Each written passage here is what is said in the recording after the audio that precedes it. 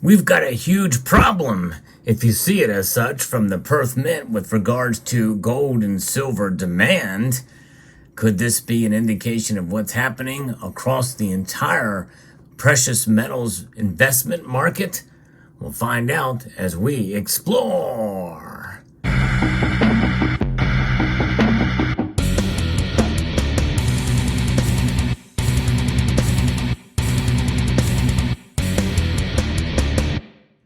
What do I mean? I don't like to use the word investment with regards to precious metals, but sadly that is the only term that is available without using the word stacking.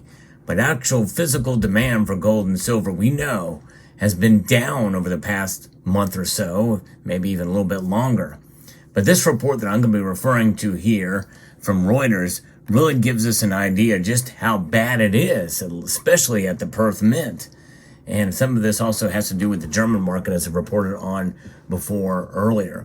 If you enjoy videos like this where I do talk about the news with regards to precious metals, I hope you will consider subscribing to the channel. I hope I can earn that, as well as a thumb up on this video and maybe some algorithm food in the comments section. Salgorithm food, as some people call it. And I really appreciate those who do interact here.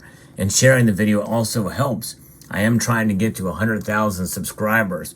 Would love to do it by the end of the year, but my channel just doesn't grow as fast as others. But nonetheless, here's what's happening. Perth Mint's August gold and silver product sales dropped to their lowest level since just before the pandemic started. That's February of 2020. The refiner said on Wednesday as demand for the precious metals remain weak amid a stronger U.S. dollar and higher yields.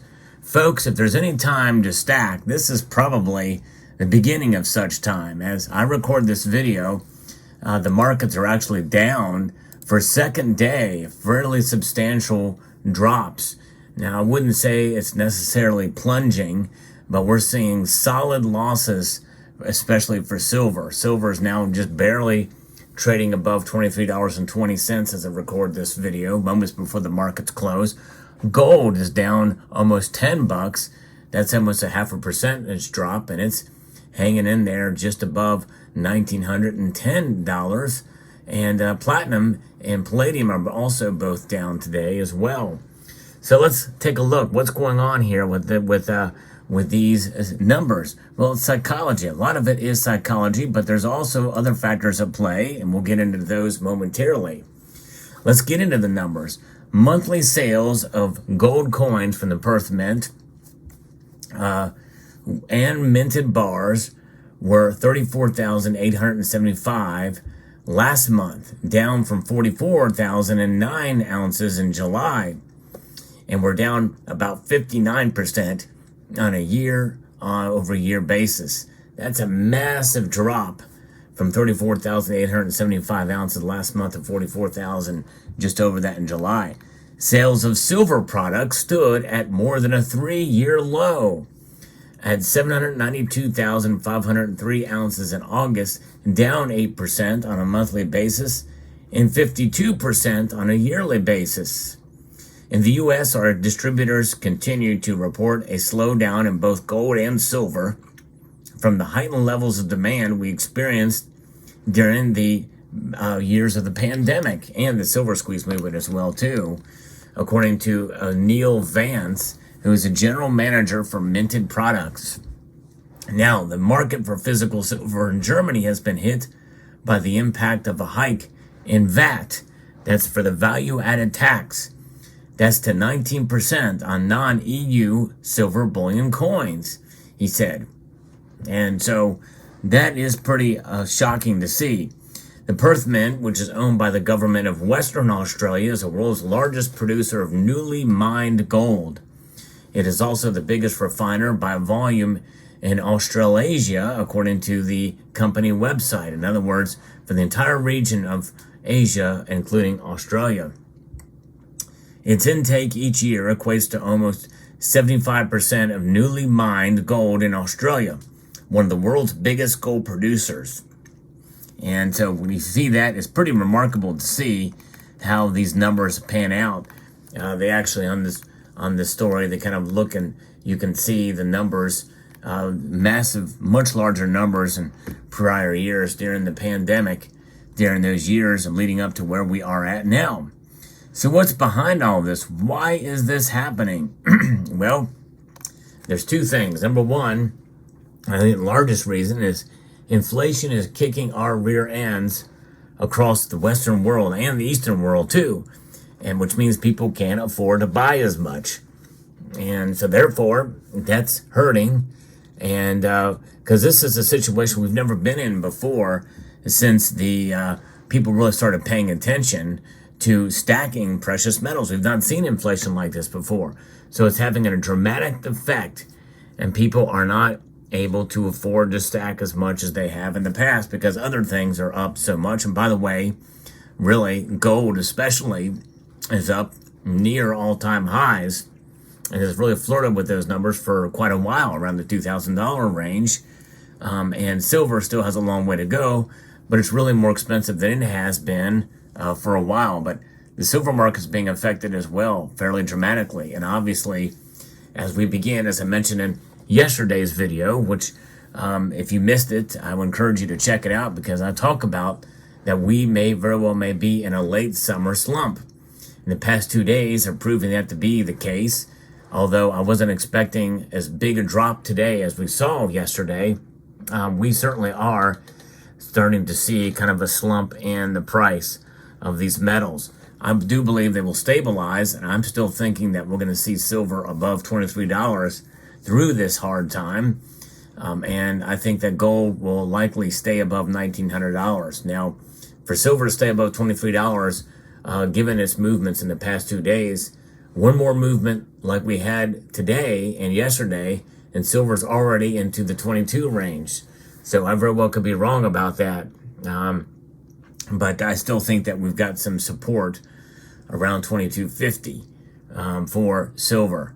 But nonetheless, so there's that aspect of it. Now it is summertime. Another thing too is we typically do see somewhat of a doldrum in the metals during this time of the month or this time of the year.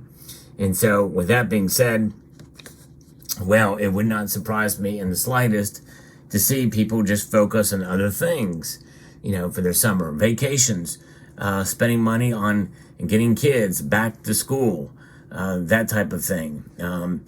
So you couple that and piggyback that on top of the inflation, people just aren't paying as much attention. Now, the other aspect of the low demand is, aside from all of that, is something that is very psychological. Well, there's not much excitement, especially in the silver market. Gold is kind of bolstered by central bank holding, is having some effect. Maybe not a dramatic or massive effect on the price, but it is affecting the price because we've seen record levels of gold buying by central banks around the world, so they're holding on to it. And so therefore, you're starting to see its price kind of hold its own in comparison to silver. For instance, last couple of days, we've seen silver fall way below the 1.5% drop, whereas gold has barely touched a 0.5 percentage point less. And so that's the kind of movement we see. That's one reason why I enjoy having gold. It is less volatile historically, even aside from the record levels of acquisition by central banks last year and this year. And so, considering all of that, there is a psychology that silver and gold to some extent are becoming unloved. And when it's unloved, that is the time to consider making a purchase or preparing for a purchase. How do you prepare for a purchase? Well, watch these markets. If we continue to see silver and gold drop, well, then you might want to have some of these on hand in order to make a purchase of either metal or both metals. Maybe even a good play with silver, especially in these times. When it's unloved, that's the time to pick it up. If you are around during the beginning years of this channel, when we saw silver take a pretty substantial drop from around $35 an ounce all the way down to the mid-teens, that was the time to get in. Silver was unloved during that period of time. You would have done very well if you would have made a purchase then. we could see a mini version of that in the coming months. We'll find out. I think especially as we really garner and digest what the Fed is going to do at its meeting in September, from September 19th through the 20th.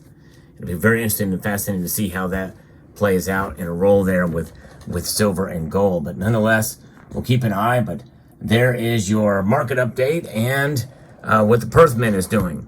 And we'll see what numbers come from the U.S. Mint. I really track that, but fascinating to see. We know they're down pretty much everywhere, but it's a pretty robust and solid drop here for the Perth Mint especially. And I think it'll give us some insight as to what it could be in the years to come. It's going to be lower premiums. It's going to mean lower premiums, by the way, as well. And that's something that we should take advantage of if the timing is right in your budget. So let me know what your thoughts are in the comment section below. I hope you found this video informative, insightful, and educational. I'd like to extend a multitude of gratitude to each and every one of you for taking the time to watch, and to encourage you to please rate, that means thumb this video up, share it with other community members, even on other social media platforms, comment, and subscribe.